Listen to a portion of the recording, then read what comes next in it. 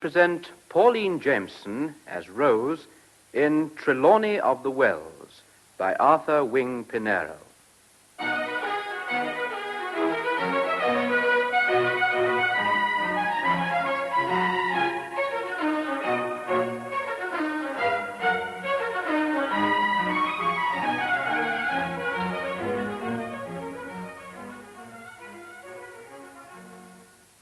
London, 1860.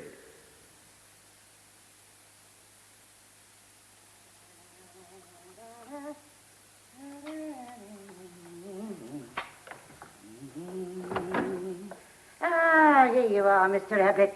I declare, I thought you'd forgotten me. I began to fear I should never escape from the shop, Mrs. Mossop, ma'am. Just as I was preparing to clean myself, the whole Baron of Clerkenwell seemed to cry out aloud for potatoes. No matter. You're still in time to help me set the table. Here we should be able to seat the 10 of them comfortably in here. It was kind of the Telfers to give the use of their apartment to save the cost of holding the ceremony at the Clown Tavern. Did you let fall the word ceremony, ma'am? Yes, Ablett, and a sad one. A farewell cold collation to Miss Trelawny. I did hear a rumour, ma'am. Oh, no rumour, but true. She's taking leave of us, the dear.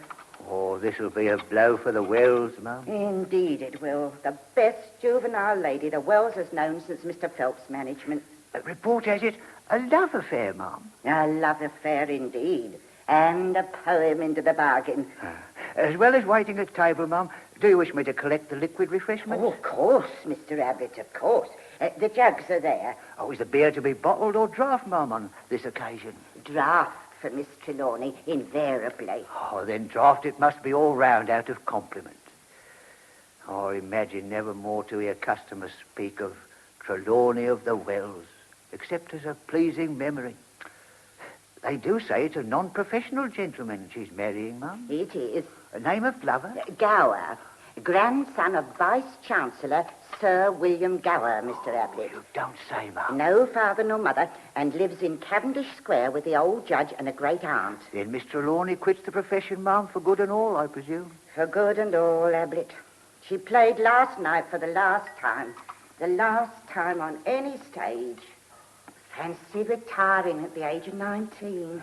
And when is the wedding to be, ma'am? Oh, it's not yet decided, Mr. Abbott. In point of fact, before the Gower family positively agrees to the union, Miss T is to make her home in Cavendish Square for a short term, the Gower's own expression, in order to habituate herself to the West End. They're sending their carriage for her this very afternoon at 2 o'clock. Well, dare say the West End life has superior advantages over the profession in some respects, Mrs. Mossop? When accompanied by wealth, Mr. Ablett. Rebecca, my loved one. I'm in here, Mr. Wrench. Now, what is it now? I crave a favour, dear lady. No, I've no time to waste. Now, what is it? I stand in need of a little skillful trimming at your fair hands. Oh, really, Mr. Wrench. Now, first it's patching a coat, then it's binding on an Inverness, and now, upon my soul, it's trimming your shirt cuffs. You know, sometimes I wish that top room of mine was empty. And sometimes I wish my heart were empty instead of full of love for you, cruel Rebecca. Now, I really will tell Mossop of you when he comes home. Oh, the impudence. Here, give me your other hand. Hey, haven't you been to rehearsal this morning with the rest of them? I have, and I've left my companions still toiling. My share in the interpretation of Sheridan's immortal work did not necessitate my remaining after the first act. Another poor part, I suppose, Mr. Wrench. Another. And tomorrow yet another, and on Saturday 2 others, all equally damnably rotten. Ah, well, somebody must play the bad parts in this world, on and off the stage. There now, that's done. There's no more edge left to fray. We've come to the soft part. Oh, dear. Shall I then disgrace the feast? Is my appearance too scandalously seedy? Not it, my dear Tom. Tell me, Becky. Miss Trelawny, do you think she'll regard me as a blot on the banquet? She? Heavens, don't distress yourself. She'll be too excited to notice you. Yes. Now I recollect she's always been that. Thanks, Becky. Mrs. Mossop! Mrs. Mossop! Whoever's that calling? Oh, it's Miss Parrott. Miss Parrott's arrived. Jenny Parrott. Miss Jenny condescended to come... Jenny, indeed. Remember your manners, Mr. Wrench. My apologies. Miss Imogen Parrott of the Olympic Theatre. Yes, Ablett, put on your coat. You're not selling cabbages now. Step up, Miss Parrott. Oh, be quick, Ablett. Here, let me give you a hand with your coat. Mr. Trelawny's leaving will make all the difference to the Wells. Season will terminate abrupt, and then the company will be out, Mr. Wrench. Out, sir. Which will lighten the demand for the spongy turnip and the watery marrow, my poor Ablett. Come in, dear Miss Imogen. Oh, to see you gliding up those stairs. It might be only yesterday that you lodged in my house. Mrs. Mossop. And in this very room you used to share with poor Miss Becker. Ah, Wrench. How are you? Thank you. Much the same as when you used to call me Tom. Ah, but I've turned over a new leaf, you know, since I've been playing leads at the Olympic. I'm sure my chairs don't need dusting like that, Mr. Wrench. My way of showing homage, Mrs. M. Pray be seated, Miss Parrott. Thank you. To see you sitting there, oh, Miss Imogen, I could fancy I'm looking at Undine again. Undine, the What a spirit of the part. waters. Yes, what a She's part. not changed in the least since the last time she appears at Undine, has she, Mr. Ablett? No. Horus Prince Camaralzaman in the pantomime. I never hoped to see a prettier pair of limbs. Mr. Ablett, that's quite enough. You better come along with me. We've got plenty to do. We'll see you later, Jenny. Oh, beg pardon. Miss Parrott. I don't hear much of what is going on at the Wells in my present exalted position, Wrench. Are your abilities still unrecognized? Still unrecognized. Still confined within the almost boundless and yet repressive limits of general utility man. 1,000 pities. And tell me, have you still the same wig you used to play your serious parts in? The one with the little ringlets? I wear it tonight for the second time this week, in a part which is very serious and very small. It is still in existence, then. And long will be, I hope. How it used to amuse the gallery. Oh, they still enjoy it. If you looked in this evening at 7:30, I'm done at 7:45. You would hear the same glad, rapturous murmur in the gallery when the presence of that wig is discovered. You know, Jenny... Oh, Miss Parrott. You know, if they gave up laughing at me now, I believe I'd miss it. I believe I couldn't spout my few lines in silence now. Besides, I often think those gallery boys are fond of me at half. Of course they are, Wrench. You cheer them, make their lives happier. Tonight, by the way, I also assume that beast of a felt hat. Not the grey one with the wide brim and the imitation wool feathers. I see you remember it. Well, that hat still persists in falling off. Always when I most wish it to stay put. Tonight I feel it will tumble off during one of Telfer's pet speeches. Oh, yes, and those yellow boots. I wear them tonight. Oh, no. Oh, yes. And the spurs that once tore your satin petticoat, you recollect? Recollect? You would see those spurs, too, if you patronized our play tonight. And the red worsted tights. The thighs are a little thinner, a little more faded, a little more darned. Oh, yes, thank you. I'm still, as you put it, unrecognized. I'm sure I didn't intend to hurt your feelings, Wrench. You? You hurt my feelings? Nobody can hurt my feelings. I have no feelings. Oh, don't go on so, Wrench. What about your plays? Are you trying to write any plays just now? Trying? I'm doing more than trying to write plays. I am writing plays. I've written plays. Well? My cupboard upstairs is choked with them. Won't anyone take a fancy? Not a sufficiently violent fancy. Oh, you know, the speeches were so short and had such ordinary words in them. In the plays you used to read to me, no big opportunity for the leading lady, Wrench. I strive to make my people talk and behave like real people. I suppose you do. To fashion heroes out of actual dull everyday men. The sort of men you see smoking cheroots in the club windows in St. James Street. And the heroines from simple maidens in muslin frocks. Naturally, the managers won't stand for that. Of course not. If they did, the public wouldn't. Was it likely? Is it likely? I wonder, Jenny. Wonder? What? Whether they would. I wonder about it so hard sometimes that little bedroom of mine becomes a banqueting hall.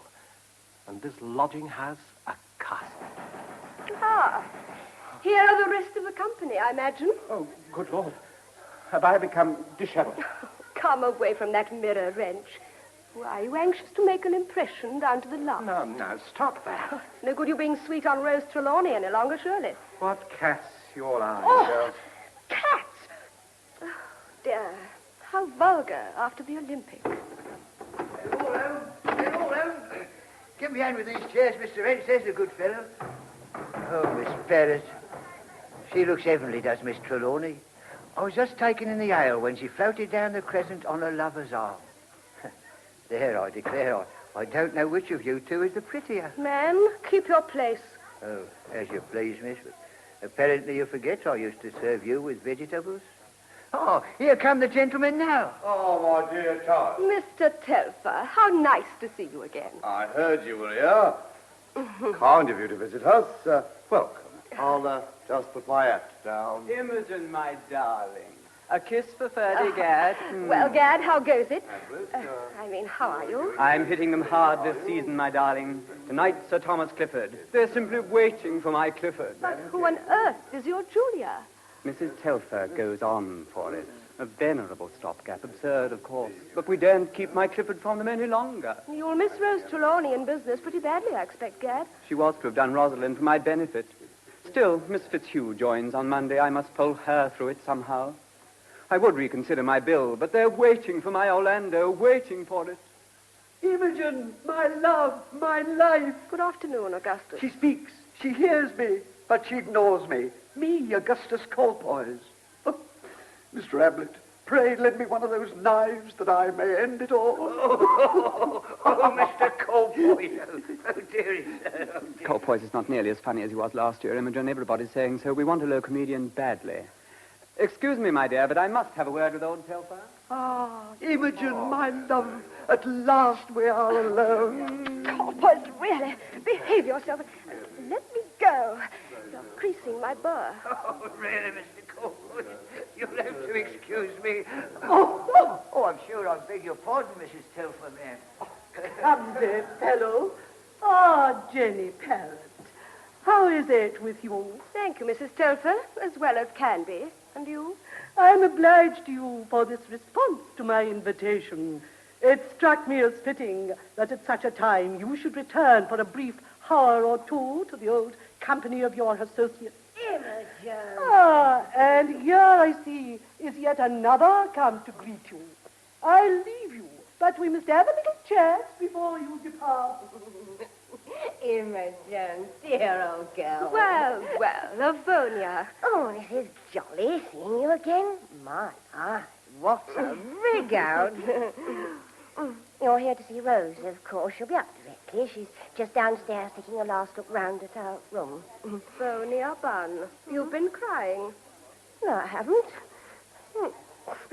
And if I have, I can't help it.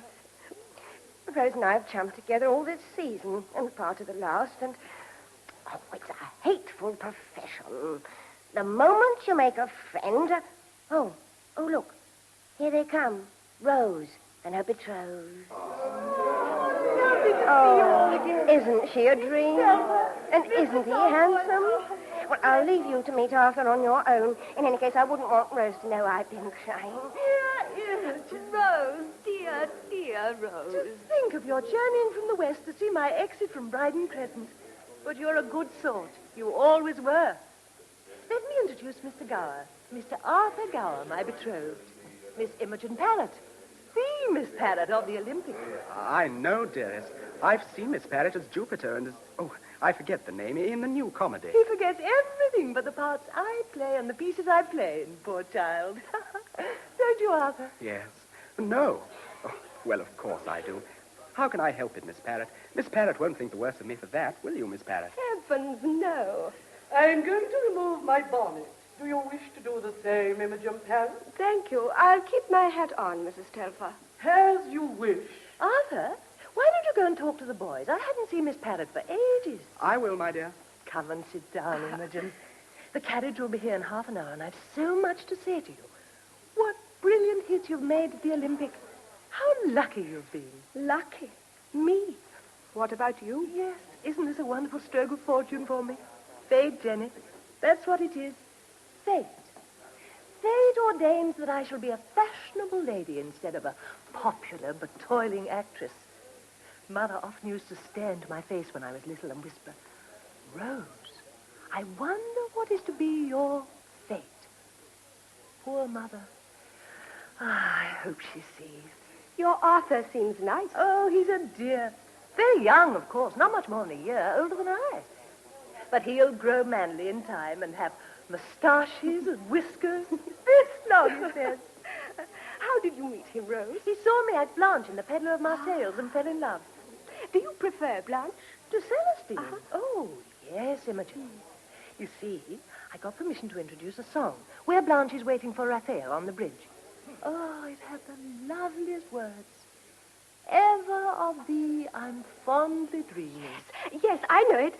My gentle voice, my spirit can cheer. That's the one. It was singing that song that sealed my destiny, Arthur declared. Oh, I'm so happy for you, Rose. At any rate, the next thing was he began sending me bouquets and coming to the stage door. Of course, I never spoke to him. Of course not. Poor Mother brought me up that way not to speak to anybody, nor look. Quite right.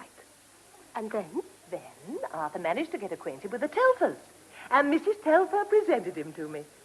Mrs. Telfer has kept an eye on me all through. Not that it was necessary, brought up as I was, but she's a kind old soul. And now, dear Rose, you're going to live with his people for a while, aren't you? Yes, on approval. Oh, you don't mean that. Well, in a way, just to reassure them, as they put it. Oh, my dear, the Gowers have such odd ideas about theatres and actors and actresses. Do you think you'll like the arrangement? Oh, it'll only be for a little while. I fancy they're prepared to take to me, especially Miss Trafalgar Gower. Trafalgar? Sir William's sister.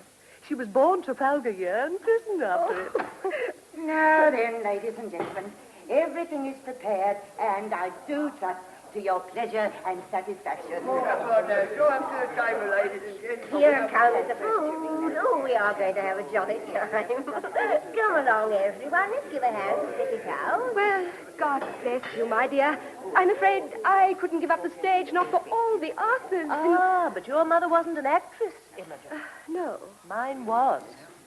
And I remember her saying to me once, Rose, if you ever have a chance, get out of it. The profession? Yes. Get out of it, Mother said. If ever a good man comes along and offers to marry you and take you off the stage, seize the chance. Get out of it. Poor Mother. I hope she sees. Ladies and gentlemen, I beg of you to be seated. Miss Trelawny will sit here on my right. Thank you, Mr. Telfer. On my left, my friend Mr. Gower will sit. Next to Miss Trelawny, who will sit beside Miss Trelawny? I will. Oh, no, do let me. You must be a gentleman, Avonia. Now, if you two boys quarrel... Please don't push me, Colfoy. Oh, my soul, Gad. I know how to settle it. Tom Wrench. Yes? Oh, thank you, Rose. Mr. Gadd and Mr. Colpoy shall sit by me, one on each side. Delighted, Miss Now, Imogen. there's plenty of everything. Now, just pass your plate and ask for anything you fancy. Can I help you, Rose? Mr. Gower, how about you? Telfer takes the chair, you observe, Jenny. Why he more than myself, for instance? Really, Ferdy, the Telfers have lent their room. This stuffy room, that's no excuse. I repeat, Telfer has thrust himself into this position. He's the oldest man present. True, and he begins to age in his acting, too. His H is scarce as pearls. Oh, yes, that's shocking. Now at the Olympic, slip an H and you're damned forever. Miss Barrett, my dear, follow the counsel of one who sat at many a good man's feast. Have a little ham. Thanks, Mr. Telfer. Well, fancy sitting down to table in my absence. Mrs. Telfer, dear, here's your plate. How is this, James? We were pressed for time, Violet, my love. I'm very sorry, Mrs. Telfer. We should have thought. A strange proceeding. Now then, my dear, little chicken, I can recommend it, and a little ham, perhaps. Can I help anyone else while I'm about it?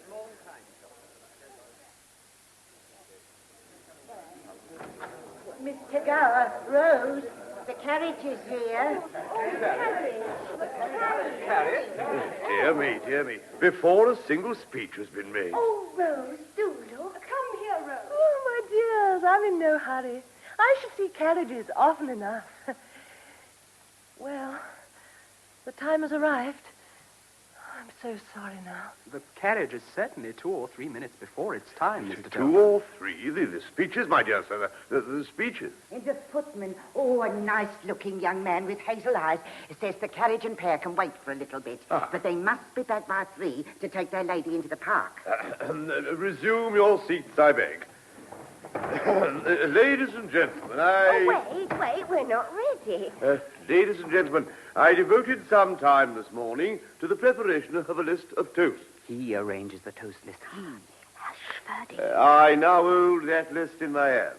The first toast that figures here is naturally that of the Queen. With my young friend's chariot at the door, his horses pawing restlessly and fretfully upon the stones, I am prevented from enlarging upon the merits of this toast. Suffice it, both Mrs. Telford and I have had the honor of acting before Her Majesty upon no less than 2 occasions. An old story.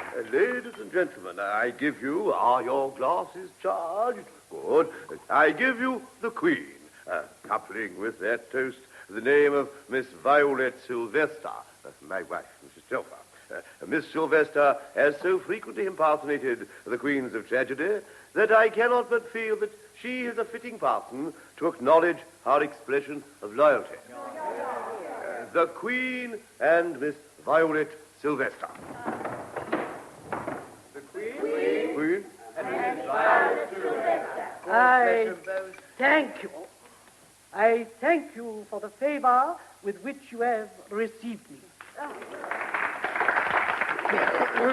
Ladies and gentlemen, friends, members of the Wells, bumpers I charge ye, the toast I had next intended to propose was our immortal bard Shakespeare, and I had meant myself to have offered a few remarks in response. He does. But with our friends' horses champing their bits, I am compelled, nay, forced, to postpone this toast to a later period in the day, and to give you now what we may justly designate the toast of the afternoon. Ladies and gentlemen, we are about to lose, to part with one of our companions.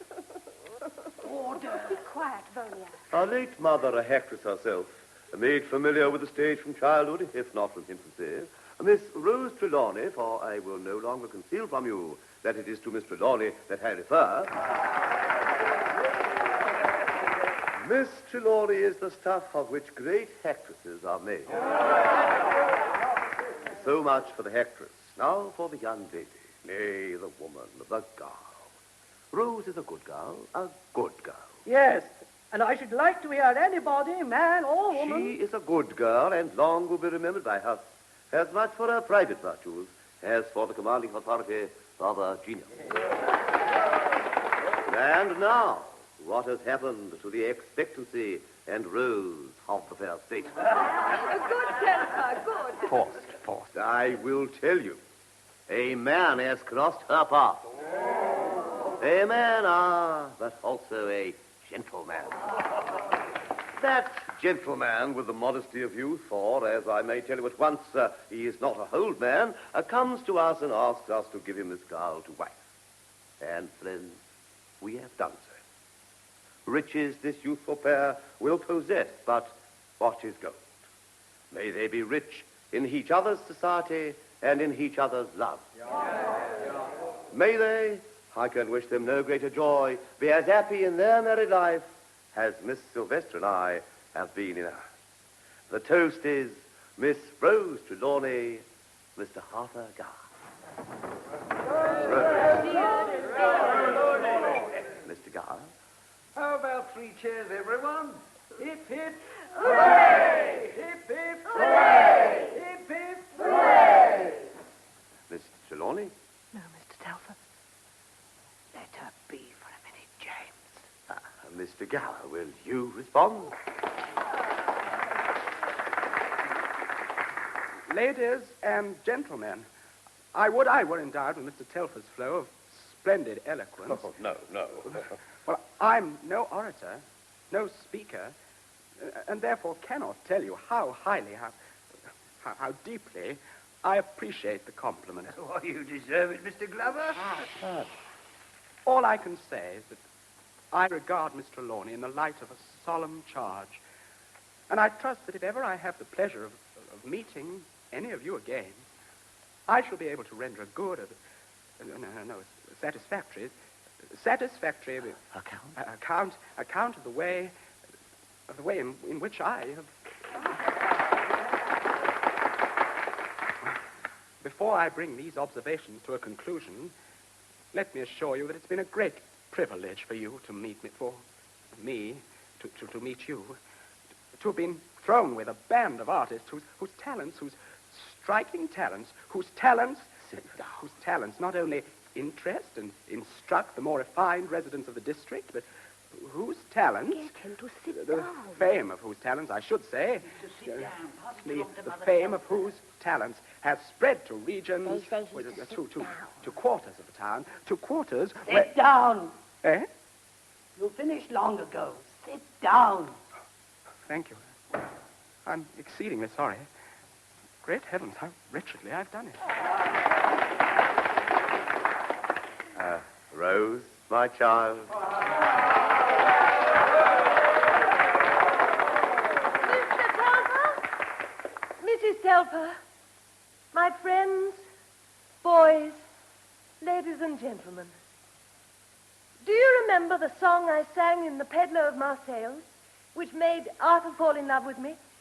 Ever of thee I'm fondly dreaming. Indeed. Well, I know I shall dream of you, all of you, very often, as the song says. Don't believe that because I shall have married a swell and live in Cavendish Square, you and the old Wells, the dear old Wells,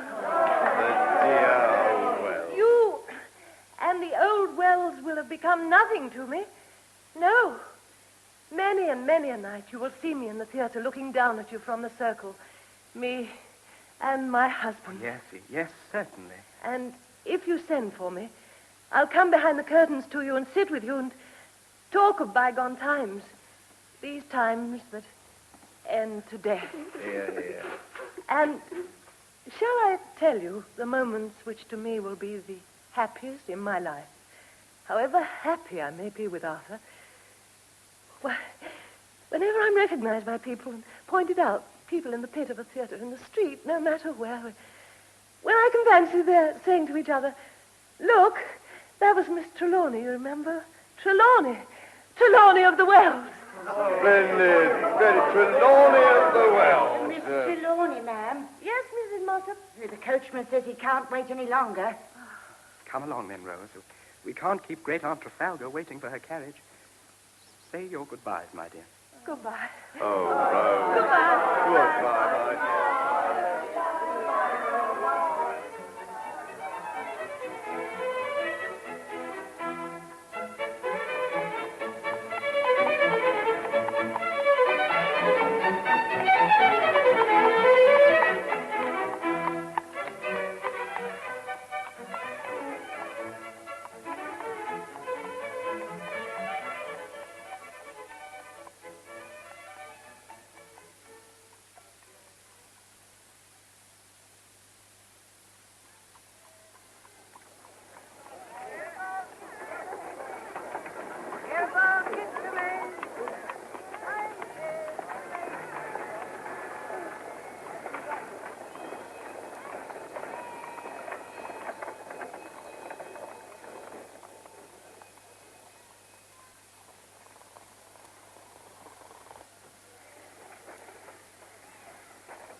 Rang, madam.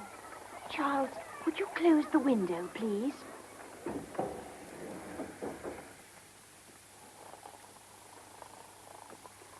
Quiet, isn't it? Quiet. Arthur. Oh, Arthur. This dreadful half hour after dinner. It's been the same every evening for a whole month. I know. Grandfather and Aunt Trafalgar must wake up soon. They're longer than usual tonight. Your sister Clara over there with her knitting and Captain de Phoenix. When they were courting, did they have to go through this? Yes. And now that they're married, they still endure it? Yes. And we, when we are married, Arthur, shall we? Yes, I suppose so. Frederick. What's that? Frederick, dear, wake up. What happened? You were tottering forward and I caught you. Really, I deliberately placed myself in an upright position, dearest, to prevent myself dozing off. How you alarmed me. Might have been a very serious accident, Miss Trelawny. Never mind.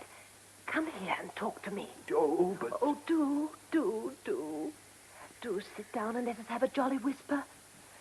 There. Thank you, Captain Fred. Go on, tell me something. Anything. Something about the military. What if they wake? I know you want to get me into a row. Horrid girl. Oh.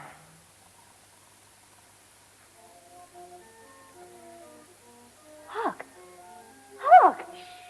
The song I sang in the peddler of Marseilles. The song that used to make you cry, Arthur. Raphael enters, comes onto the bridge.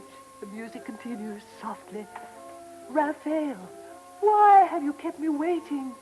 Man, do you wish to break my heart? A woman's heart, Raphael. Upon my soul, what a hideous riot, Trafalgar. Rose, dear, I hope I have been mistaken, but through my sleep I fancied I could hear you shrieking at the top of your voice. Trafalgar, it is becoming impossible for you and me to obtain repose. And what's this I hear? It's not a street organ. Undoubtedly. An organ in the square at this hour in the evening? Singularly out of place. Well, does no one stir? I'll see to it, Grandpapa. Oh, don't stop it. What are you sitting on the floor for, my dear? Have we no chairs? Do we lack chairs here, Trafalgar? My dear Rose, come. This is quite out of place. Young ladies do not crouch and huddle upon the ground. Charles was just running out to stop the organ when I reached the hall, Grandpa. You'd surely no intention, Clara, of venturing yourself into the public street, the open square? I meant only to wave at the man from the open door. Oh, Clara, that would hardly have been in place. In mercy's name, Trafalgar, what is happening to my household? Oh, William. Oh, there, my dear. Come and sit over here. I know what is in your mind. Oh, my dear brother, be patient. Patient? Forgive me. I should have said hopeful. Be hopeful that I shall yet succeed in ameliorating the disturbing conditions which are affecting us so cruelly. You never will, Trafalgar. I've tried. Oh, do not despair already. I feel sure there are good ingredients in Rose's character. In time, William, we shall shape her to a fitting wife for our rash and unfortunate Arthur. I doubt it. In time, William. In time. At least, dear sister, I am perfectly aware that I possess in you the woman above all others whose example should compel such a transformation. Oh, brother, what a compliment. And now, before Charles sets the card table, don't you think we had better... Trafalgar? Yes. Our disagreeable duty. Let us discharge it. Rose? Yes, Miss Gower? Come over here, my dear. Be seated. The Vice-Chancellor has something to say to us. Let us all be seated. Yes, Aunt Trafalgar. Are you seated? Yes. What I desire to say is this. When Miss Trelawny took up her residence here, it was thought proper, in the peculiar circumstances of the case, that you, Arthur, you... Yes, sir? That you should remove yourself to the establishment of your sister Clara and her husband in Hollis Street, round the corner. Yes, sir. Yes, Grandpa. Certainly, Sir William. Taking your food in this house and spending other certain hours here, under the surveillance of your great-aunt Trafalgar. Yes, William. This was considered to be a decorous and, towards Miss Trelawny, a highly respectful course to pursue.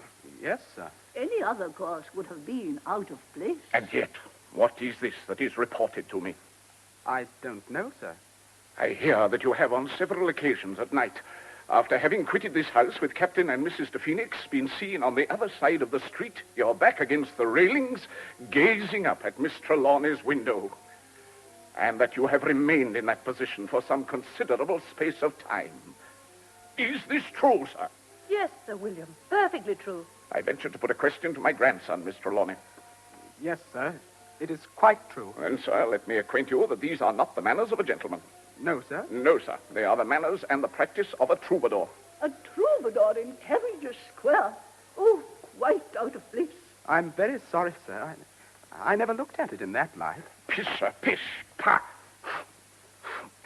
But at the same time, sir, I dare say, of course I don't speak from precise knowledge, but I dare say that there are a good many... A good many what, sir?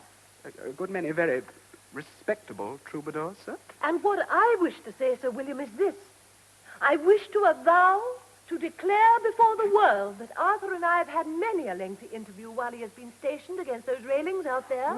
I murmuring to him softly from my bedroom window, he responding in tremulous whispers. You tell me such things. The square in which we have resided for years. Our neighbors. The character of my household. Again, I'm extremely sorry, sir, but these are the only confidential conversations Rose and I now enjoy.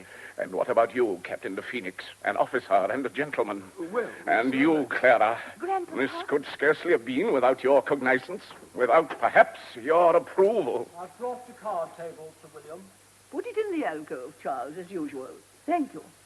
The card table, to be sure. Come, William. A rubber will comfort you, soothe you. Come, Clara. Very. Pish, sir, pish. Infamous. Be calm, Rose, dear, be calm. Tyrannical, diabolical. I cannot endure it. You mean well, dear. Oh, I'm so angry I could scream. They're rather old-fashioned people. Old-fashioned? They belong to a time when men and women were put to the torture. I am being tortured, mentally tortured, cruelly. They have not many more years in this world. Nor I at this rate many months more. They're killing me, like Agnes in the Spectre of St. Ives. She expires in the fourth act as I shall die in Cavendish Square, painfully, of no recognized disorder. And anything we can do to make them happy. To make the Vice-Chancellor happy? I won't try. I will not. He's a fiend, a vampire. Rose, dear, hush. He's left his snuff box. I wish I could poison his snuff as Lucretia Borgia would have done. She would have removed him within 2 hours of my arrival. I mean, her arrival. And here he sits and lectures me, and dictates to me, to Miss Trelawny. I ventured to put a question to my grandson, Miss Trelawny. Bah, pish, sir, pish. Have we no chairs here? Do we lack chairs here, Trafalgar? What's the matter? Oh, Rose, dear. Pinch her upper lip. Can't you be quiet? We're trying to play whist. Rose, Rose. Young ladies do not sneeze quite so continuously. Captain de Phoenix, it is your deal, and I will thank you to exercise your intelligence this evening to its furthest limits. I'll try, sir. Last evening, if I remember. Poor Frederick had toothache, Grandpa. Whist is whist, Clara, and toothache is toothache. We will keep the two things distinct, if you please. Your introduction was hardly in place, Clara, dear. Oh, really? What's wrong? A misdeal. Oh, Frederick. Captain de Phoenix. I'm frightfully sorry, sir. Miss Trelawney. I think I'd better, what do you call it? Withdraw for a few moments. Then kindly do so. Try again, de Phoenix. Arthur, where are you going? I beg your pardon, Aunt. Really, Arthur? Quiet, Trafalgar. Are we playing whist or are we not? Oh, forgive me, William. It's your lead, Clara. Arthur, be so kind as to find my snuff box and pass it to me. Certainly, sir. It's over here on the bureau. Keep your voice down, sir. We're playing whist. There. My trick, I think. No, William. No. I played a trump. Yes, sir. Aunt Trafalgar played a twum. The 7. I will trouble you, Captain de Phoenix, not to echo Miss Gower's information. Very sorry, sir. It was a little out of place, Frederick. Quiet, woman. Do you not know the meaning of the word whist? Here you are, sir. Eh? What? Oh, my snuff box. I'm obliged, Arthur. Much obliged. You to play, William. William, dear. One moment. Unless my ears deceive me, that is... Don't tell her, sir. No. Let her go on, I beg. Let her continue. We will suspend our game while this young lady practices her cadenzas. William. I fear this is no longer a comfortable home for you, Trafalgar. No longer the home for a gentlewoman. I can see that in these days my house approaches closely to a madhouse. And this was supposed to be a soothing game of whist. Rose! Rose!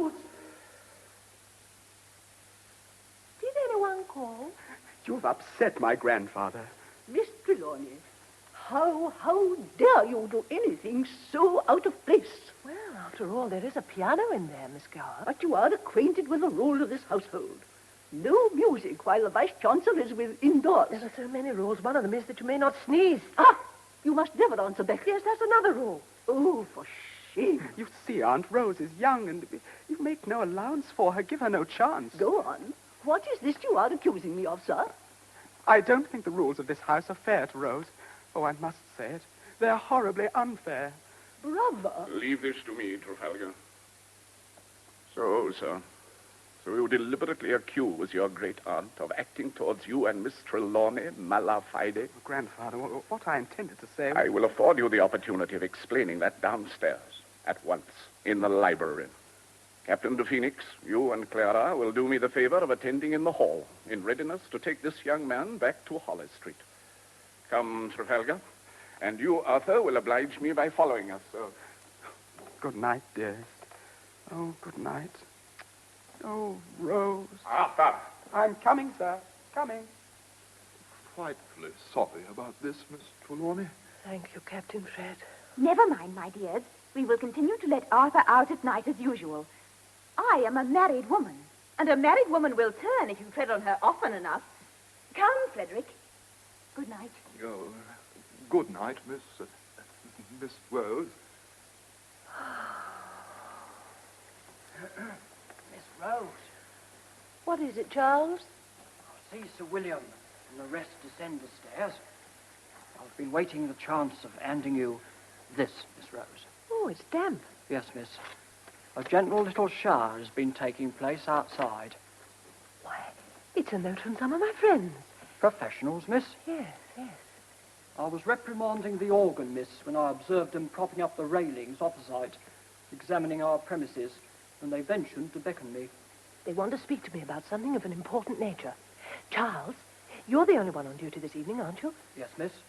Mr. Briggs is sleeping out tonight. Splendid. Then when Sir William and Miss Gower have retired, could you let me out and then wait at the front door while I run across and speak to my friends? For you, miss? Certainly. If it reached the ears of Sir William or Miss Gower, you would lose your place, Charles. I'm aware of that, miss. But Sir William was extremely rude to me during dinner. Over that mishap to the entree. That sounds like him now, miss. Excuse me, miss. I wonder if I can see them from the window. Oh, yes.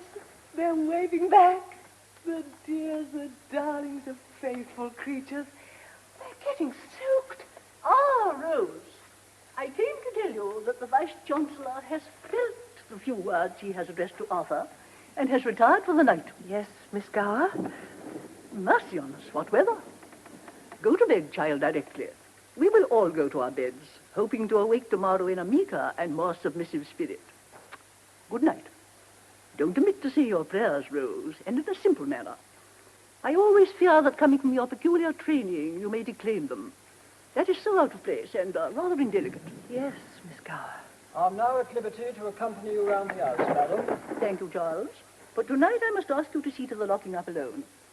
Storms so very seasonable. But from girlhood I could never stand thunder and lightning. Good night. Well, Charles, that's got rid of Miss Gower. She's retired to bed. So she tells me has Sir William. Yes, miss. But in this weather I should hardly advise you to venture out, miss. Out? Oh, no, you must bring my friends in. In, Miss Rose? Indoors? Here? Certainly, they're my friends. Is it a rule that I'm never to see a friend, that I mayn't even give a friend shelter in a violent storm? Are you the only one up? I believe so, miss. Anyhow, the women servants is quite under my control. Then let in my friends and tell them to be deathly quiet and creep on tiptoe. Or make haste, Charles, before they're all drowned. Very good, Miss Rose. I'll tell them to be quiet. Of course they must come in. After all, they're my friends. Oh, really, this house? I'm not to sneeze, nor to sing, or to breathe next.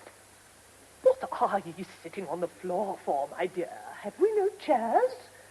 Do we lack chairs here at Trafalgar? Hush, miss, not so much noise, miss. Oh, what a Here night. they are. I found them huddled in a doorway.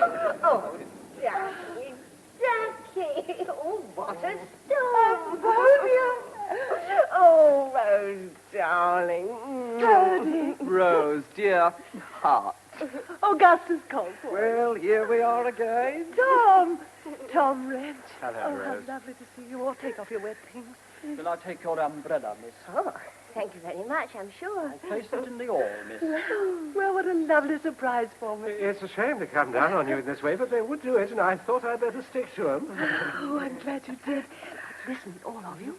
Everyone's gone to bed, so you must be as quiet as mice. You see, I'm not sure I'm allowed to receive visitors. I mean, such late ones. Oh, yes, it is latish, but I did so want to inform you. Allow me to introduce my husband.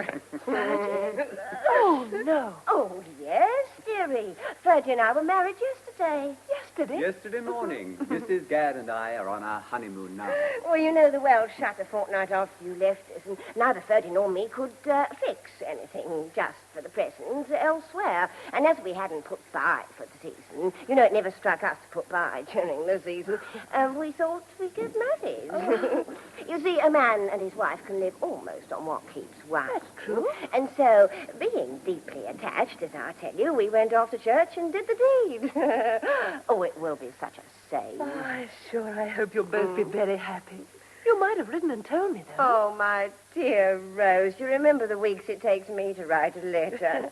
And so I said to Fergie, over tea, Fergie, let's spend a bit of our honeymoon in doing the West End thoroughly and going to see where Rose Trelawny lives. And we thought it only nice and polite to invite Tom Wrench and Gussie. Livonia, less of the Gussie. Jealous? Naughty, naughty. Well, anyway, we've done the West End. I've never done the West End so thoroughly in all my life. And then we got outside your house, and I couldn't resist. Oh, Fergie, your sleeve's quite damp. I'm sure you'll catch your death, my darling. I think I can get some wine. Will you take some wine, Fergie? Anything. Well, anything that goes with stout, dear. Well, now, I shan't be a minute. While I'm gone, be very quiet, remember? Oh, trust us. How convenient. Cards. Gad, I'll see you for pennies. Done, sir. With you. You're very quiet, Tom. What are you thinking about? I was thinking, this is the kind of room I want for the second act of my comedy. Oh, Lord, can't you ever think of anything else? Half this blessed evening. I tell you, I won't have doors stuck here, there, and everywhere. No windows in all sorts of impossible places. Really? Well, when you do get your play accepted, mind you see the manager gives you exactly what you ask for, won't you? Yes, I will. Windows on the one side, doors on the other, just where they should be architecturally, and locks on the doors. Real locks that work, and handles that turn. Just you wait and see. Just put the tray down there, Charles.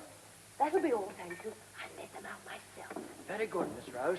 Now then, here we are. Sherry, anybody? Sherry? Just a drop for me, thanks. Tom, weren't you? No, thank you. The fact is, in fact, we've already partaken of refreshments once or twice during the evening. Why, then let an actor drink. And let me the cannikin clink, clink, and let me the cannikin clink. You must be quiet, Fergie. I give you a toast. The bride. Yes. The bride. My bride. The bride. Well, Rose, my darling, we've been talking about nothing but ourselves since we came in. How are you getting along here? Getting along? Oh, I don't fancy I'm getting along very well, thank you. Not getting along. Not? Not getting along? No. The truth is, it isn't as nice as you'd think it. I suppose the profession had its drawbacks. My mother used to say so, but one could fly. Fly, Ducky? In Bryden Crescent, I may have only been a dirty little London sparrow, but here in this grand square, I'm afraid it's the story of a caged bird all over again. Oh, I love birds, though.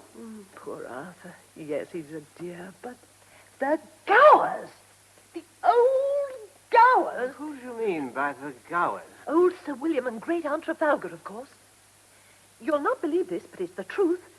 I mayn't walk out with Arthur alone, nor see him here alone. What? I mayn't sing, nor sneeze even. Not sing. Nor sneeze? No, nor sit upon the floor.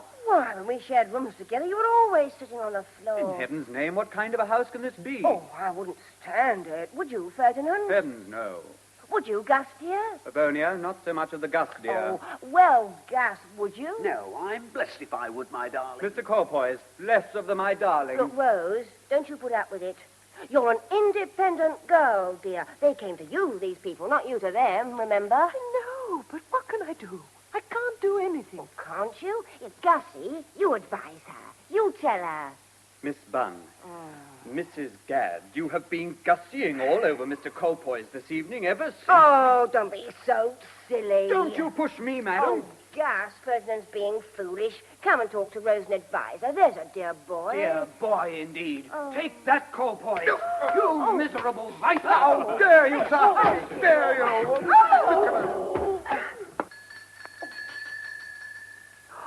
That's done it. Quick, try and hide. Where should we go? Oh, it's too late. Miss Trelawny, who are these people? Some friends of mine who used to be at the Wells have called on me to inquire how I'm getting on. Rose. Arthur, what are you doing here? I was outside the house, sir. Charles, knowing something was wrong, let me in. Troubadouring, eh? Yes, sir, troubadouring. Rose, what is all this about? No, sir, this is my affair. I can answer your question. Some friends of that young woman's connected with the playhouse have favored us with a visit for the purpose, or so she says, of ascertaining how she is getting on. William, what are those wine glasses doing there? It is clear we interrupted a drunken debauch. Leave my house. A set of garish, dissolute gypsies, that's what ye are. Out of my house at once, the pack of you. We don't want to remain where we are not heartily welcome, I can assure everybody. A disgraceful affair altogether, Miss Trelawney. Oh, goodbye, Rose, my dear. No, Avonia. Don't leave me behind you. Oh, Rose, my dear. Oh, I'm sorry, Arthur. Indeed, I am very sorry, Sir William. But you're right. Gypsies.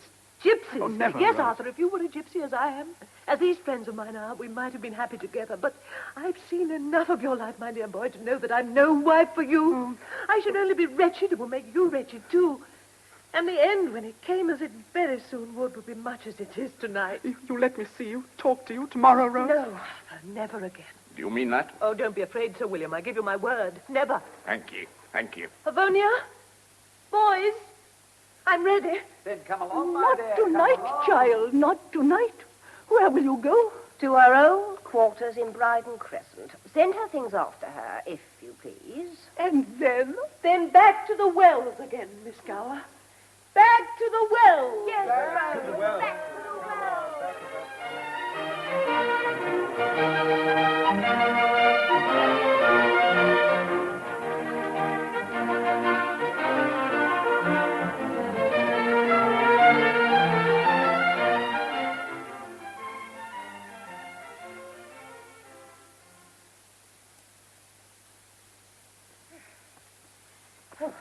There. That's her bed made. Now then. Rose?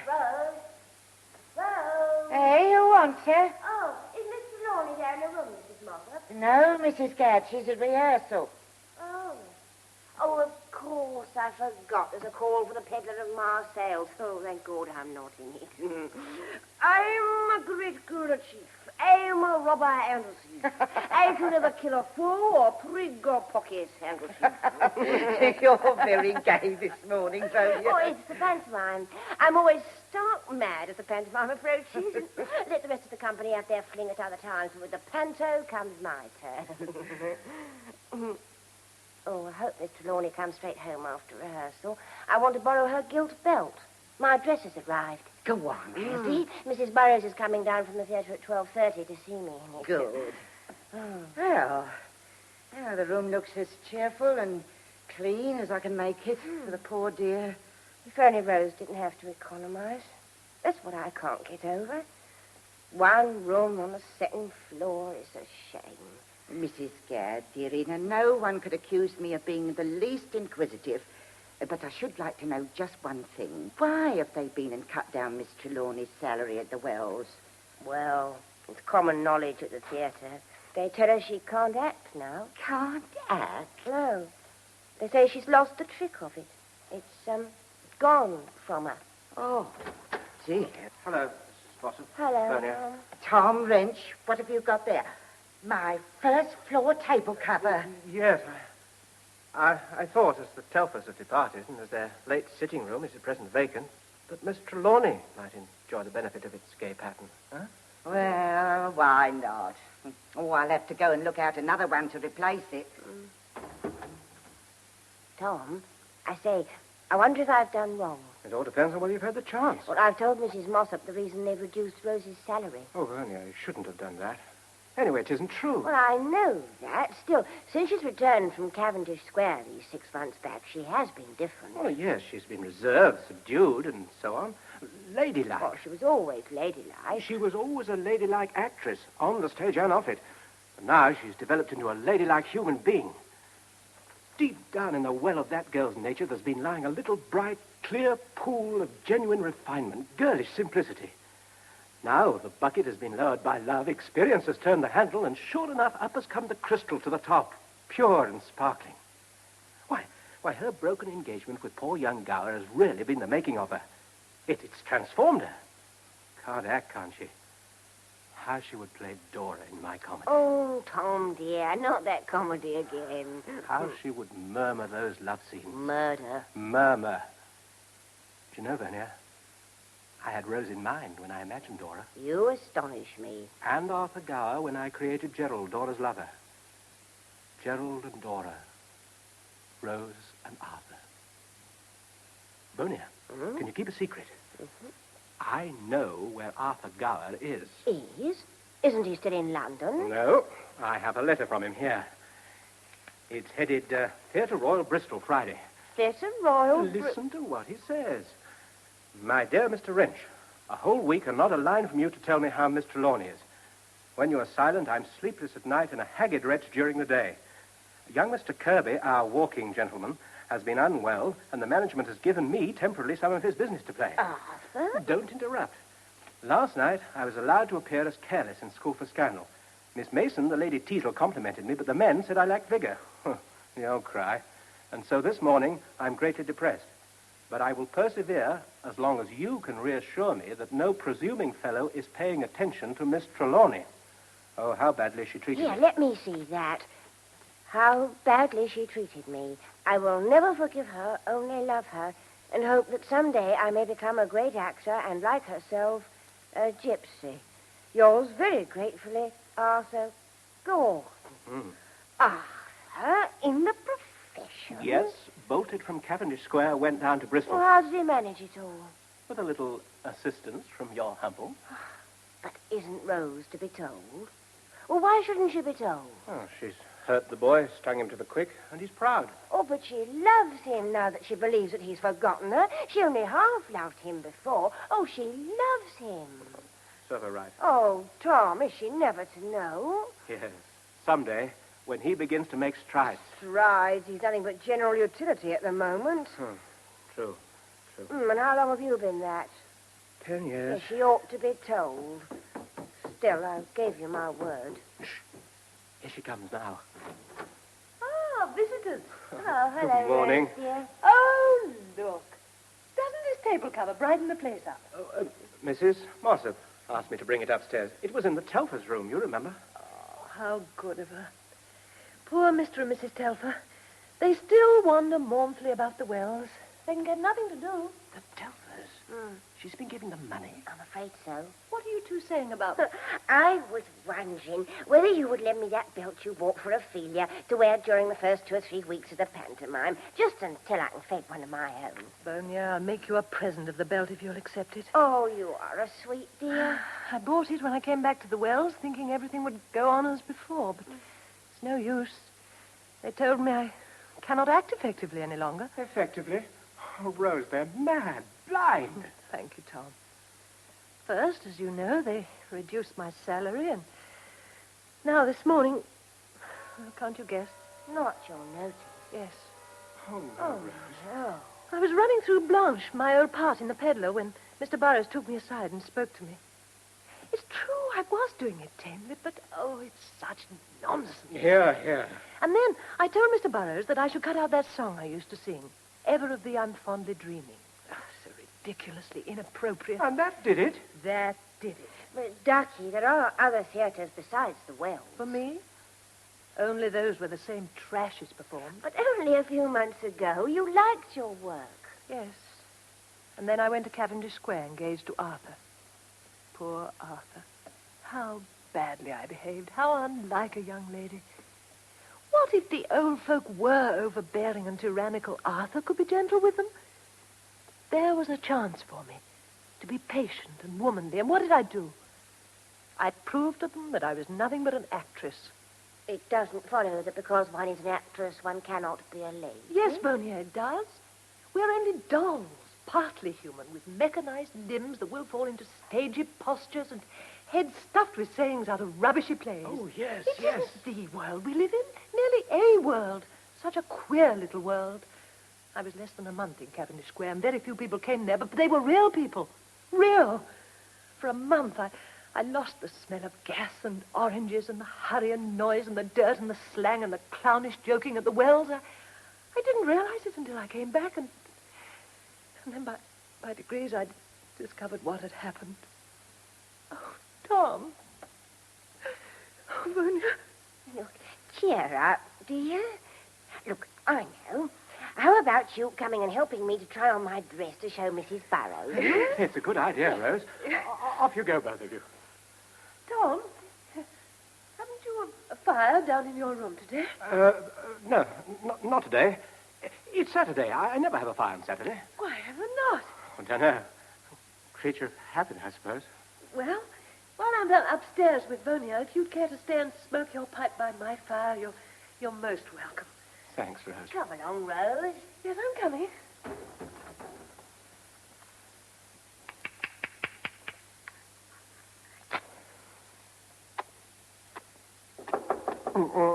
Yes, come in.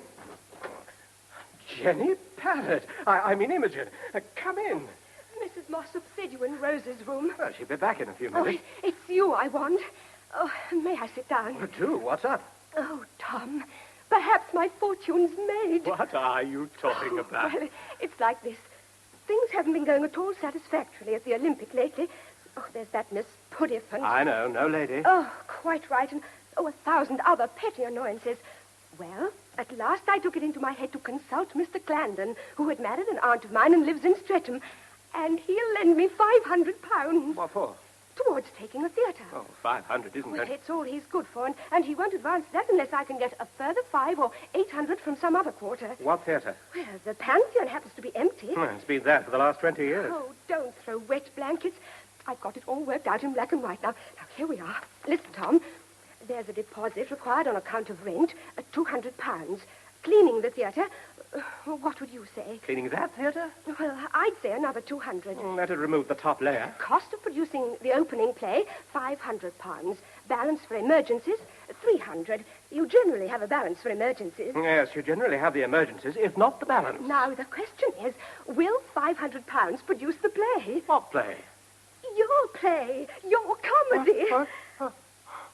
Oh, rubbish. Oh, well, Mr. Clandon doesn't think it is. I gave it him to read, and well, he's quite taken with it. So you grasp the position. Theatre, manageress, author, play found, and £800 wanted. Oh, Lord. I've got it. Remember old Mr. Morphew of Duncan Terrace? Yes? He used to take a great interest in us all at the Wells. He has money. Well, then what are you waiting for? Off you go to Duncan Terrace this minute. The thing is, you may have to read your play to Mr. Morphew. Have you another copy? Well, I think I have. I don't know. I think I have. Well, look for it. Find it. If Morphew does want to hear it, we must strike while the iron's hot. Oh, let's hope you mean while the gold's hot. Off you go, Jenny, and good luck. Oh, excuse me, Mrs. Mossop. My, but she's in a hurry, isn't she? Yes, yes. Where's Miss Trelawny? She's upstairs with Mrs. Gadd. Why? But there's a visitor for her. Well, I'll call her. Rose, can you come down a minute? Mrs. Mossop, those apartments vacated by the Telfers, don't you dare let them without giving me the preference. But you have a room already. Well, mayn't a man better himself? I may yet be wealthy, sweet Rebecca. Ah, that I'll believe when it happens, Mr. Wrench. Did you call? Oh, yes, Rose, you have, it appears, a visitor. It's Sir William Gower. Oh. Sir William? To see me? How much longer am I to be kept waiting? My mind is not commonly a wavering one, Miss Trelawney, but it has taken me some time, months, to decide upon calling on you. Well, won't you sit down? Thank you, Mrs. Mossop. If I require anything, I'll call you. As you wish, Miss Trelawney. Pray excuse me also. I have to look through some of my things. Well, Sir William, now that you are here, what can I do for you? My grandson. Where is he? Arthur? I had but one. Well, isn't he in Cavendish Square? No, he isn't in Cavendish Square. As well you know. But I don't know. When did he leave? He made his escape during the night of the 22nd of August last, as you know well. Sir William, I assure you... How often does he write to you? He does not write to me. He did write day after day, 2 or 3 times a day for about a week. That was in June when I came back here.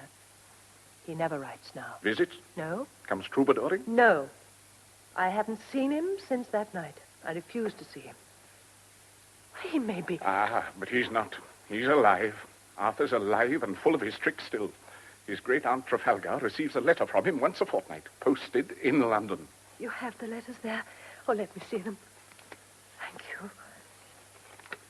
To reassure you of my well-being, I will have this posted in London by a friend. You, as like as not. He would never call me that. I'm in bodily health and as contented as a man can be who has lost the woman he loves and will love until his dying day. Read no more. Return the letters to me, ma'am. Here you are, Sir William. I see you're changed. Not so much of a vixen as you were. No. Less of the devil? Sir William, I'm sorry for having been a vixen and for all my unruly conduct in Cavendish Square. I humbly beg your and Miss Gower's forgiveness. An extraordinary change, indeed. Aren't you changed, Sir William, now that you've lost him? I? Don't you love him now the more? From the look of this room, gypsying don't seem to be such a good trade with you, my dear, as it used to be, by all accounts. Yes. As you've noticed, fortune has turned against me, rather. They say at the theatre that I can no longer act since I returned there after my month in Cavendish Square. They may well be right. At any rate, as from today, they no longer wish to employ me. I'm sorry, ma'am. What's more, I believe you've kept your word to us concerning Arthur. I sympathize with you in your predicament. Oh, well, my mother knew how fickle fortune could be to us gypsies. One of the greatest that ever lived warned her of that. Miss Gower will also feel extremely sorry. Yes, Keene once warned Mother of that. Keene? Which Keene? Edmund Keene. My mother acted with Keene when she was a girl. With Keene? With Keene? Yes. Oh, my dear, I've seen Edmund Keene. You did? Well, a young man I was then, impulsive, excitable, quite different from the man I am now. Keene. He was a splendid gypsy. I may have seen your mother also. Oh, I was something different in those days. Keene, eh? Oh, I remember him as if it were last night. I remember... My dear, your prospects in life have been injured by your unhappy acquaintanceship with my grandson. And Arthur. What of poor Arthur's prospects in life? Oh, if only I knew where he was. Miss Trelawney, if you cannot act, you cannot earn your living. How is he earning his living? And if you cannot earn your living, you must be provided for. Provided for? Miss Gower was kind enough to bring me here in a cab. She and I will discuss plans for making provision for you while driving home. Oh, I beg you will do no such thing. I cannot accept help from you or Miss Gower. Yeah? You must. You shall. I will not. I shall not leave this house until you agree. Think it over, my dear, while I sit here by the window. But Sir William... Think it over, child. Do not be hasty. I found it at the bottom of my skiff, deeper than did ever plummet sign. Where's Jenny? Is she not back yet? Found it? Jenny? Well, has she been here? Tom. Oh, Tom. Old Mr. Morphew. Well, isn't he willing, Jenny? I don't know. He's dead. No. 3 weeks ago. Oh, what a chance he's missed. Oh, what is it, Tom? Imogen, what is it? We shall lose it, of course. Oh, the opportunity, her opportunity, my opportunity, your opportunity, Rose. My opportunity? What are you talking about? Yes, Jenny has a theatre, could have one, has 500 towards it put down by a man who believes in my play, my comedy, God bless him. Oh, Tom! Oh, Imogen. Oh, my dear. 500. We want another 5 at least, or 8. And you're to play the part of Dora, isn't she, Jenny? Wasn't she? Certainly. She's just the simple little miss you could play now, Rose. And We thought that old Mr. Morphew would help us in the speculation. Speculation? Oh, it's a dead certainty. Poor Morphew. Dead certainty is right. Oh, Jenny. Oh, Tom. Oh, Rose. Oh, Dora. Pardon me. Oh. What? I have been a party, it appears, to a consultation upon a matter of business. Do I understand, sir, that you have been defeated in some project which would have served the interests of Miss Trelawny? Yes, sir. Well, Mr. Wrench, sir. Tom Wrench is my name. Well, Mr. Wrench, it would give me pleasure. It would give my grandson, Mr. Arthur Gower, pleasure to be able to aid Miss Trelawny at the present moment. Sir William, would you like to hear my play, sir? So you think I might be induced to fill the office you designed for the late Mr. Morphew? Was that the name? No, sir. No? Oh, he means yes. I mean yes. Read your play, sir. Now sit down. Sit down, all of you. William! William! Oh, William, what has become of you? Has anything dreadful happened? Now sit down, Trafalgar. This gentleman is about to read us a comedy. A chair. Are there no chairs here? Here's a chair, madam. William, Sit down. is this quite all? Yes, Trafalgar, quite in place, quite in order. Now, sir, before you begin, are there no other gypsies in the house? Oh, yes, sir, a few. This could well concern them, too. I'll call them. Oh, well, there you are. What is it? Is there anything wrong, Rose? Come in and sit down. Sit down and be silent. What's it all about, Rose Dudley? You'll find out. You'll find out. Sit down, ma'am. Now, Mr. Wrench, kindly proceed. Life, a comedy by Thomas Wrench. The scene of the first act is set in the garden of Lord Paracourt's residence. Are you there, Violet? I bow with this dim light on the stage, I cannot be sure. James, here I am, over here. Is the reading finished? Almost. My part's confined to the latter half of the second act. So being near the door, I stole away. The part offers, you know, opportunity, James. It's a mere fragment. And what do you think the characters described as? What? An old, stagey, out-of-date actor. Well, will you be able to get near it, James? I dare say. But what have they called you for if you're not in the play? They haven't dared suggest understudy, have they? They don't ask me to play at all, James. Miss Parrott offers me the position of wardrobe mistress. Violet, come. Let us both go. No, let us remain. We've been idle 6 months, and I can't bear to see you without your watch and all your comforts about you. Bless you, Violet, my dear. Okay, come on. I know, my dear. Mr. Wrench, I congratulate you. Your pale do, sir. It'll take the town, mark me. Thank you, O'Dwyer. Perhaps you'll hand out the copies, Mr. O'Dwyer. Why, certainly, Miss Barrett, and then we can make a start. Mr. Danzo? Thank you. Miss Rose? Thank you. Mr. Telfer, how nice to Oh, see Mr. you. Honston? Why ever didn't you sit near me? Mr. Fancy our McFly. being together again, Mrs. Telfer. And in the West End, too. Do you like the play? Like it, Miss Trelawney? There's not a speech in it, my dear. Not a real speech. Nothing to get your teeth into. Still, your part's all right. Tell me, your lover in the play, which of these young sparks bears your lover, Harold or Gerald? Gerald, I don't know. There are some people not here today, I believe. Mr. Telfer? No, Telfer. Oh, Mr. Telfer, your copy of the play, sir. That's you, James. Thank you, my man. I hope the little part of Pogs appeals to you, Mr. Telfer. It's only a sketch, of course, but, well, there was nothing else quite in your line. Nothing? To whose share does the hurl fall? Oh, Mr. Denzil plays Lord Paracourt. Denzil? Never heard of him. Should you get to my scene today, be so kind as to have me called. I shall be outside in the street. Oh, thank heaven. I was afraid James would break out. But you, dear Mrs. Telfer, you weren't at the reading. What are you cast for? I am the wardrobe mistress of this theatre. You? Oh, shame. Miss Trelawney. Rose, my child. If we are set to scrub a floor, and we may come to that yet, let us make up our minds to scrub it legitimately and with dignity. Excuse me now, dear. I think I should go and see if James is all right. I'll come to the door with you. I say, Mr. Denzil, who plays Gerald? Gerald? The man I have my scene with in the third act, the hero. Oh, a young gentleman from the country, I understand. Well, whoever he is, if he can't play that scene with me decently, my part's not worth rags. Right, everyone. Shall we make a start, Miss Parrott? By all means, Mr. Wren. We'll begin, O'Dwyer. Clear the stage there. Come along now. Let's have the stage clear. Clear the stage. Now, let me see. We shall want another chair there. Another chair? Yes, a garden chair. Oh, a garden chair it is. I'll go and see property right away. Now then, my lad, don't you know you're not allowed on the stage without my permission? Here, what have you there now? A card? Give it to me, O'Dwyer. Oh. Who? It's Sir William. Oh, what can he want? What can we do? Bring the gentleman in, O'Dwyer. And make yourself scarce for a few moments. We have some private business. All right, I have plenty to occupy me. I'll be having a word or two to say that to that call boy. We can't see Sir William here. Why not?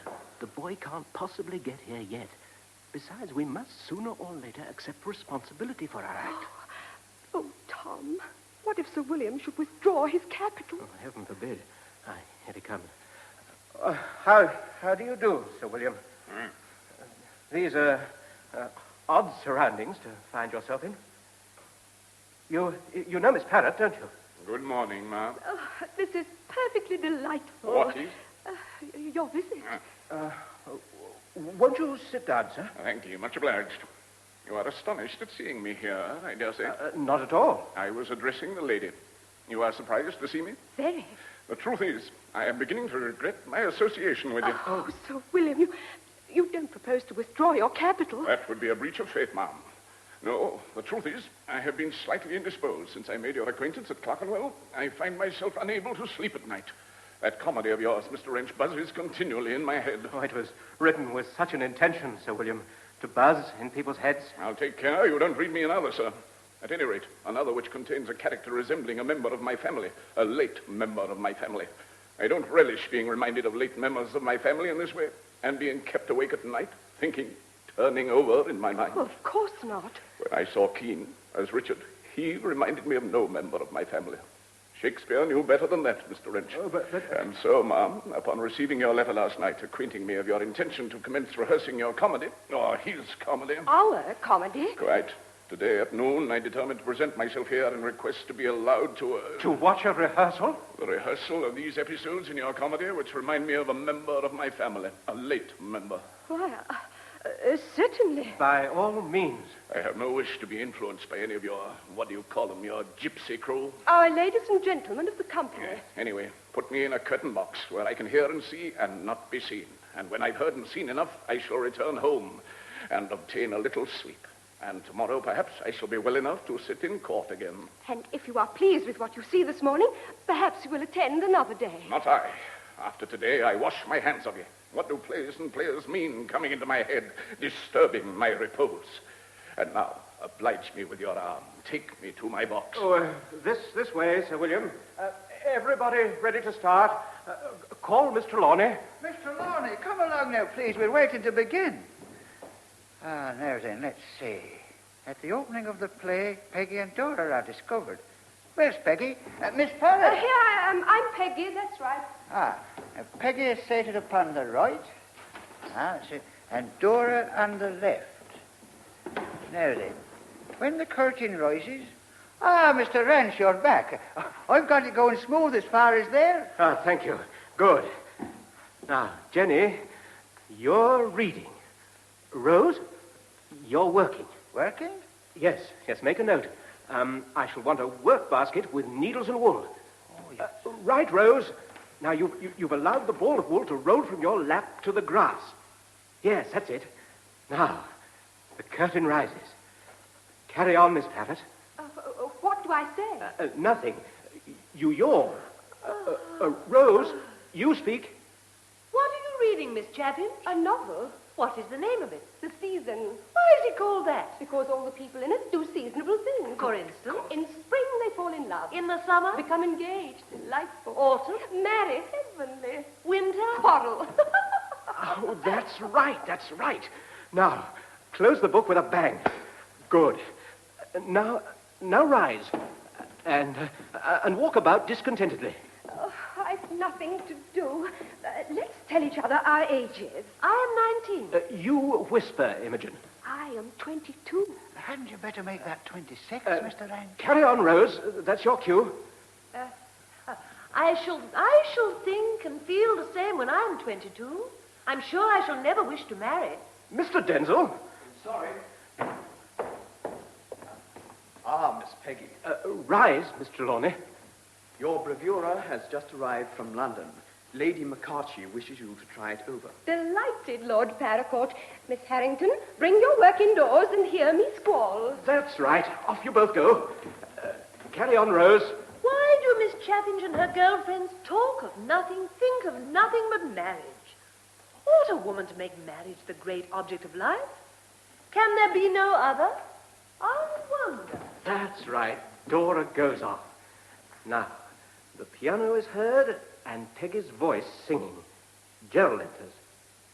Ah, well, here is Mr. Gordon. Mr. Wrench, forgive me if I'm late. As it is, my cab horse galloped from the station. We had just got to your first entrance. Have you read the part over? I know every word of it. It's made my journey from Bristol like a flight through air. Why, Mr. Wrench, some of it is almost me. Good. Well, you'd best get on the stage. You can get up on those steps. Right. Good. Now, you enter there. Yeah? Yes, that's it. Stroll on looking about you. Now, Mr. Gordon. A pretty place. I'm glad I left the carriage at the lodge and walked through the grounds. Oh, heavens, Tom. That's fine. Go on, Mr. Gordon. Somebody's singing. A girl's voice. Lord Paracourt made no mention of any lady but his hostess, the dry Scots widow. This ball of wool. This will be Lady McCarthy's, I'll be bound. The very colour suggests spectacles and iron grey hair. Dora returns. Dora! Dora, where are you now? Oh, when she came off after her scene with Peggy, she went straight to the green room. Dora! I'm sorry. Go on, please. Rose! Go on, Mr. Gordon. I beg your pardon. Are you looking for this wool? Yes, Oh, Arthur. Why are you here? Don't you know? No. Why, Miss Trelawney? I'm trying to be what you are. What, I am? Yes. A gypsy. A gypsy? Oh, Arthur. Arthur! Grandfather, you too? Now then, no unauthorized persons are allowed to... Leave the stage, O'Dwyer. Now then, what's going on? What is this? You and Rose are the last persons I expected to find here. Nonsense. Perhaps you both had already learned from Mr. Wrench or Miss Parrott that I've become a gypsy, sir. Not I. These people have thought it proper for me to make the discovery for Sir myself. William. Sir William, the secret of the choice of your grandson's profession... The secret was one I was pledged to keep as long as it was possible to do so. And pray remember that your attendance here is entirely your own act. Where is the door? Away to the door. And let me beg you to understand this, Sir William, that Miss Trelawney was until a moment ago as ignorant as yourself of Mr. Arthur Gar's doings or his whereabouts. She would never have thrown herself in this way, in this manner. Whatever conspiracy there was... Conspiracy, an apt word. Whatever conspiracy there was has been my own doing to bring these two young people together again and make them happy. The door, I say. The door. Grandfather, may I, when rehearsal is over, venture to call in Cavendish Square? Call, sir? Just to see Aunt Trafalgar, sir. I hope Aunt Trafalgar is well, sir. Your great Aunt Trafalgar? Oh, yes. I suppose she will consent to see you. Ah, thank you, sir. But I shall be out. I shall not be within doors. Then, if Aunt Trafalgar will receive me, sir, do you think I may be allowed to bring Miss Trelawney with me? What, sir? I perceive you already acquired the impudence of your vagabond calling. Forgive him. Forgive him. Oh, Sir William. Why may not Arthur become someday a splendid gypsy? Like? Don't you remember? They were your words. Yes, sir. A gypsy of a different order from the old order which is departing. A gypsy from the new school. Miss Gower is a weak, foolish lady, Miss Trelawny. For all I know, she may well allow this young man to take you to call upon her. I would accompany Rose, of course, Sir William. Thank you, ma'am. I'll now go to my carriage. Have it called up. Sir, if you have the carriage here, and if you have the patience to sit out the rest of the rehearsal, we might return to Cavendish Square with you. Patience? Patience? Well, of course, I've got the patience. Let the rehearsal be resumed. I'll find my own way back to the box. Thank you, Sir William. Yes, go on with the rehearsal by all means. I want to see what sort of a pair of gypsies they make. This Mr. Arthur Gordon and this Miss Trelawny. This Trelawny of the Wells. Oh, Arthur, did you hear what he called me? Everything's going to be all right. Oh, Arthur, my dearest. Oh, Rose, my love.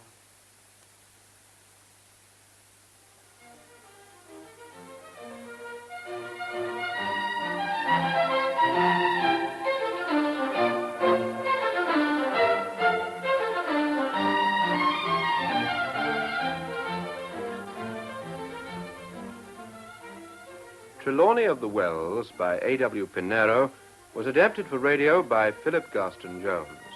The cast was as follows: Rose Trelawny, Pauline Jameson; Arthur Gower, Peter Billingsley; Tom, Hugh Manning; Imogen, Eileen Barry; Avonia, Valerie Hanson; Sir William Gower, David Bird; Miss Trafalgar Gower, Elmer Verity. Other parts were played by Megan Latimer, Frank Vesey, Peter Bartlett, Arthur R. Webb, Philip Garston Jones, Gwen Musprat, Izanne Churchman, Brian Kent, Iris Leslie, Max Mirrodin, and Alan Devereux. The recorded production was by Hugh Stewart in the BBC's Midland Studios. That was a repeat of Saturday night's recorded broadcast.